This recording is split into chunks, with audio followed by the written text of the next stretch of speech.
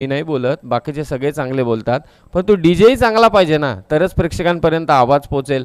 तर या सगळ्या गोष्टींचा जो मिलाप पाहायला मिळाला तो नक्कीच केटीसीने दाखवला. आणि क्रिकेट तर ठीक आहे, परंतु बैलगाडा शर्यतीमध्ये देखील हा हळदीनं वगैरे टेन्शन नसतो सभांना, एकच माणसावर फोकस केला तरी चालतो, परंतु क्रिकेटमध्ये बैलगाडा शर्यतीमध्ये सोपं काम नाही आहे. चांगलं काम केलं केटीसीने. हे तर सगळेच वाईड यॉर्कर टाकतायत. पहिलाही गोलंदाज तसाच टाकत होता रुपेश गवळी. आता सेकंड ओव्हरमध्ये बॉलिंगला आलाय रवी फुलावरे.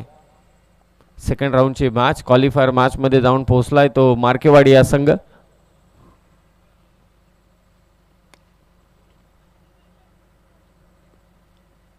फक्त एकच धाव.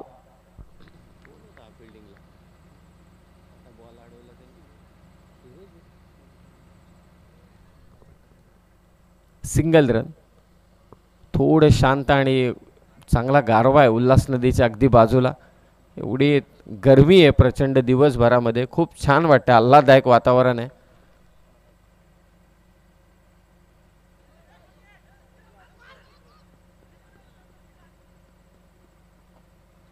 फक्त एकच धाव. आत्तापर्यंत शंकरच्याच भाटमधून एक चौकार आलाय, बाकीचे सर्व सिंगल डबल असाच खेळ चालू आहे श्रीलेवन गोंडगे संघाचा. धावसंख्या आत्तापर्यंत 8 धावा धावफलकावरती आहेत.